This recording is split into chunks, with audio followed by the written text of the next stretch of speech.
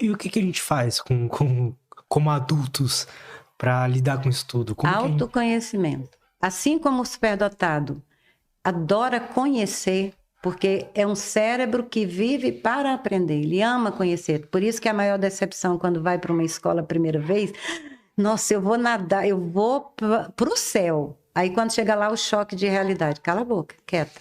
Aqui, daí começa, né? Então o adulto, ele precisa se conhecer, ele precisa conhecer como essa máquina dele funciona.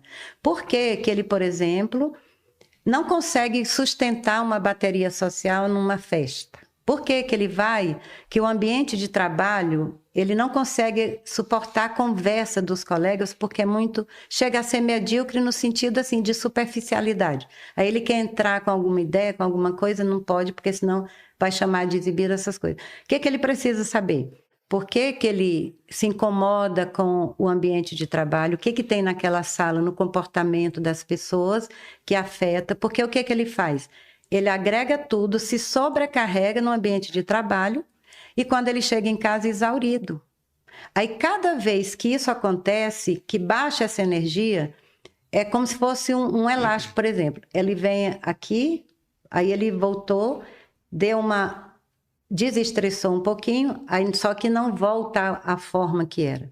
Ele fica um pedacinho aqui. Aí no outro dia, vem um pouco aqui, não tira o que tinha, não substitui. E vai aumentando a desconexão e ele vai ficando totalmente sobrecarregado. Aí vem um peso grande de pessoas que ele carrega para sustentar as relações. Não, eu preciso ficar aqui, eu escuto tudo bem, eu como aquilo que eu não consigo por causa da textura, porque vão dizer que é frescura, e eu não consigo, mas eu vou engolir. Aí tudo isso vai falando assim, e vai trazendo um senso de injustiça em relação ao mundo. Por que eu tenho que fazer isso? Mas ele não consegue não fazer. Quando o adulto é avaliado, ele conhece esse funcionamento, existe uma coisa incrível que se chama auto-perdão. Porque parece que pensou assim, meu Deus, então era por isso. Então eu não era doido. Eu não era ruim, eu não era quebrado, eu não era isso, eu não era aquilo, é porque faz parte do meu funcionamento. Aí entra aquela coisa que é óbvia nos sistemas em si. Se você conhece bem o sistema, quando ele entra em pane, você sabe aonde você vai consertar. Então, essa parte do cérebro, que é a amígdala, que fica o tempo todo se autodefendendo, é o termostato das emoções, que fica ali. É como se ele estivesse sempre numa trincheira de guerra, atrás, com o rifle apontando. Ele cresce assim, se defendendo, a amígdala tentando ajudar para criar um processo que a gente chama de homeostase, que é exatamente um fenômeno da biologia humana, que o ambiente externo se conecta com o interno e há uma harmonia, um equilíbrio. Se esse equilíbrio não acontece nos órgãos, o resultado é a morte mesmo, e é biológico. A homeostase, ela é o que segura a vida humana. E a gente aplicando isso ao superdotado, por analogia, o ambiente interno, ele nunca se conecta com o ambiente externo, então ele vive em estresse crônico. E esse adulto vai crescer na terapia, às vezes medicado, tomando remédio para dormir, sendo que o maior momento de criatividade é na madrugada, mas ele aprendeu pela sociedade que ele precisa dormir 8 horas no mínimo ou 6, sendo que 3 horas, 2 horas para ele tá de boa, já estou pronto para a guerra. E aí ele começa a tomar remédio porque acha que é insônia, então eu preciso dormir. E aí a sensação de que ele está fazendo algo ruim para a saúde, porque isso é padrão de saúde, você dormir tantas horas, só que o superdotado não tem esse padrão de dormir tantas horas, acontece que ele começa a se sentir adoecido, aí começa, aí vai, o médico diz, remédio para dormir, remédio para acalmar, remédio para ansiedade, sendo que aquela ansiedade é energia, é uma energia represada, que ele só precisava desestressar essa energia em algo que ele precisa fazer, que ele gosta de fazer. Então, quando ele faz uma avaliação que a gente conta, olha, você é assim, aí você, por exemplo, eu avaliei uma humorista da Globo, maravilhosa, né? Legal. Agora, foi incrível a avaliação dela, porque ela demorou 8 horas, porque ela só tinha aquele dia.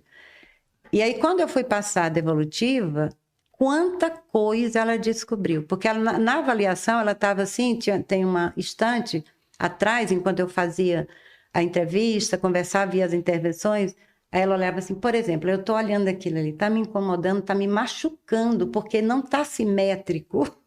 Então, aquilo ali precisa estar simétrico. E me incomoda de tal modo que eu não consigo. Aí, por exemplo, eu saio de uma peça, de alguma coisa que eu apresentei. Aí as pessoas querem tirar foto. Naquele momento, eu estou sobrecarregada. Eu não quero tirar foto, mas eu tenho que sorrir. Aí eu fui mostrando quanto aquilo afeta e como ela poderia dominar essas emoções para que ela lidasse de uma forma melhor. E quando ela começou a conhecer, ela, meu Deus, então é isso. Então ela tinha uma certa... Ela criou a rigidez como um bloqueio, uma armadura para manter os estímulos mais distantes, para ela suportar a sobrecarga. Aí eu falei, olha, você tem uma bateria social curta. Então, você precisa, por exemplo, ficar o tempo necessário e se dar o direito de se recolher no momento que der para você recarregar. Você precisa colocar essa gasolina. Porque cada vez que ela baixa de nível e você vai colocando o estresse da emoção, do público que ama, isso vai sobrecarregando você e você vai deixando de ser você mesmo, porque naquele momento você queria parar. Então você para, aí ela começou até a dizer, não me chamem para isso, eu não quero fazer isso. Então ela está se sentindo livre para dizer quem ela é. Olha, eu não gosto de fazer isso, coisa que ela não dizia antes. Então isso traz uma autocompaixão. Eu preciso cuidar de mim também, essa máquina, para eu me funcionar melhor. E eu venho observando a vida dela pelo Instagram, nossa, quanto ela já está se olhando. E continua com o mesmo talento, brilhando, acho que até ainda mais, porque a gente vê um pouco de leveza, mas ela vem fazendo coisas que eu falo, tá aí, ó, ela tá se dando o direito de colocar a gasolina, que seja por minutos, por dia, e dizendo, eu estou aqui, eu preciso estar aqui. Não me chame, não me coloque para fazer isso que eu não gosto. Dizendo assim, sem se sentir mais, agora eu vou... Então, esse autoconhecimento é o primeiro degrau para você saber como é que essa máquina funciona. Aí você vai poder, quando esse sistema colapsar, você vai saber exatamente onde você vai abrir a máquina para você ligar os pontinhos ali e entender.